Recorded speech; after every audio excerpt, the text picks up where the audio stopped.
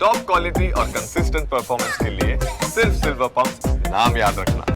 और वहीं रूस के खिलाफ पोलैंड की भी बहुत बड़ी तैयारी है। ये विस्तार लेता हुआ नजर आ रहा है साफ तौर पर जो वॉर जोन है। रूसी हमलों की आशंका के बीच ये बहुत बड़ी रणनीति, सेना में सेवानिवृत्ति करने का प्रस्ताव सामने रख दिया गया है। पोलैंड जो कि यूक्रेन के साथ अपनी सीमा, अपने बॉर्डर को शेयर करता है और पोलैंड को इस बात का डर है, खौफ है कि एक बार अगर यूक्रेन के खिलाफ पुतिन जीत जाते हैं तो अगला नंबर पोलैंड का ही होगा।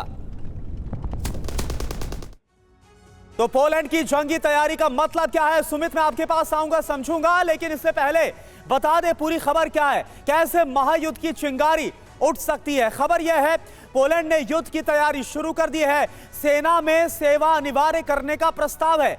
बड़ी संख्या में लोगों को ट्रेनिंग देने की तैयारी है। सोर्स क्या है, पॉलिश रेडियो की तरफ से यह बताया गया। वजह आप समझिए, रूस और बेलारूस से हमले का खतरा बढ़ गया है।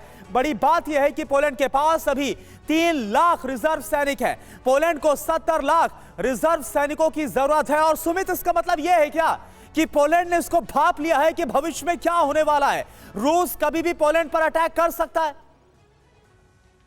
देखिए करुणा, ऐसा लगता है कि या तो पोलैंड डर गया है या फिर पोलैंड को बहुत ज्यादा डरा दिया गया है। डरा दिया इसलिए क्या है क्योंकि इसमें रूस का हाथ नहीं है, इसमें हाथ लगातार फ्रांस का है, यूके का है और खास तौर पर यूक्रेन का भी है, क्योंकि लगातार अब ये मान के चल रहे हैं, लगातार ये बता के चल रहे हैं यूरोप के कई देश कि अब सीधा हमला उन पर होने वाला। और जब आप ये डर दिखाते हैं तभी निश्चित तौर पर इस तरीके की तैयारियां होती है। 2022 से लेकर अब तक आपको याद होगा कि जब बेलारूस में न्यूक्लियर वेपन्स को आप कह सकते हैं कि डिप्लॉय किया गया, वैगनर आर्मी को, पेगोजिन को ये कमान दी गई, लगातार रूस के कई हथियारों को, साजो सामान को बेलारूस की सरहद पर पहुंचाया गया, तब भी ये डर इतना नहीं था। लेकिन अब जब शांति की बात चल रही है, लगातार अमेरिका चाहता है कि दोनों देश मान जाए शांति को लेकर, तब ये ज्यादा डर महसूस किया जा रहा है। क्योंकि अब यूरोप को ऐसा लगता है कि अगर ये शांति हो गई तो निश्चित तौर पर नाटो के वजूद पर बहुत बड़ा खतरा होगा, उसको संकट होगा।